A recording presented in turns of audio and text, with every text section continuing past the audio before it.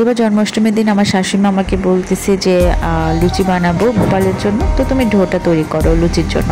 তো আমি বললাম, মা আমি তো লুচির ডো বানানো ভুলে গেছি। তো মা বলতেছে যে 3 বছর হয়েছে বিয়ে হয়েছে, তুমি এখনও লুচির ডোটা মনে রাখতে পারো নাই, একটা কাজ করো, এবার আমি বলে দিচ্ছি তুমি এটাকে ভিডিও করে ফেলো, তাহলে যখনই ভুলে যাবে তখন ভিডিওটা দেখে দেখে তোমার মনে পড়বে।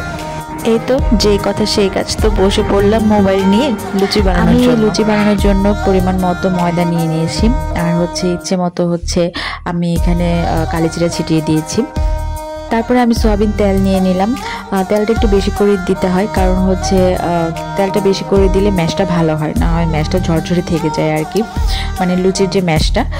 তারপরে আমি এখানে পরিমাণ মতো চিনি দিয়ে দিয়েছি, আর লবণ তো অবশ্যই ইউজ করা হয়, কিন্তু আমি এখানে লবণটা ইউজ করি নাই, কারণ যেহেতু এটা আমি জন্মাষ্টমীর দিন তৈরি করেছি, আর জন্মাষ্টমীর দিন যেহেতু ভোগ হিসেবে আমি এটা ভগবানকে নিবেদন করব, এখানে সেই জন্য লবণটা ইউজ করি নাই।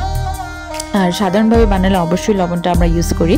তো যাই হোক, এবার খুব ভালো করে এটা ম্যাশ করতে হবে, একদম হাতের জুড়ে ভালো করে ম্যাশ করে নিতে হবে। যদি দেখেন যে ঝরঝরে থেকে যাচ্ছে, আপনি পরবর্তীতে আবার তেল দিয়ে নিতে পারবেন, কোনো সমস্যা নেই, কারণ আপনি যত ম্যাশ করবেন লুচি তত সুন্দর ফুলবে।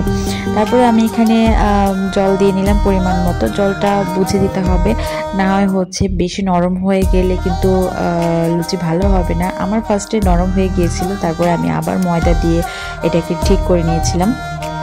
আমি সবসময় যখন লুচির ডো তৈরি করি, আর সবসময় দেখা যায় জলটা বেশি দিয়ে ফেলি, যার কারণে লুচির যে ডো ওটা বেশিরভাগ সময় নরম হয়ে যায়, পরে আবার ময়দা দিয়ে সেটাকে ঠিক করতে হয়। তো এবারও সেম হয়েছিল, জলটা বেশি পড়াতে ডোটা নরম হয়ে গিয়েছিল, তারপর আমি আবার ময়দা দিয়ে সেটাকে মিক্সড করে নিয়েছিলাম। জল দেওয়ার পরেও এটা আবার ভালোভাবে মিক্স করতে হবে, একদম শরীরের জুড়ে এটাকে সুন্দর করে ম্যাশ করতে হবে। যেটা বললাম, যত সুন্দর করে ম্যাশ করবেন লুচি তত সুন্দর ফুলবে।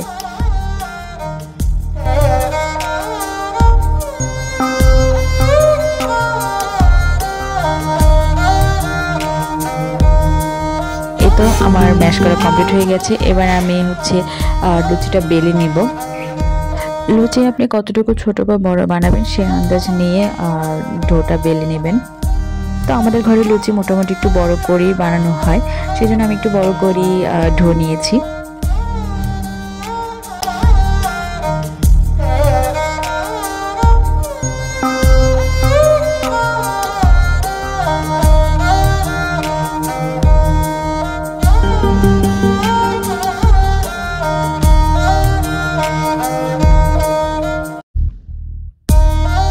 আমি একটা কড়াইয়ের মধ্যে তেল দিয়ে তেলটা ভালো করে গরম করে নিয়েছি। অবশ্যই ডুবো তেলের মধ্যে লুচি ভাজতে হবে, তা না হয় লুচি ফুলবে না।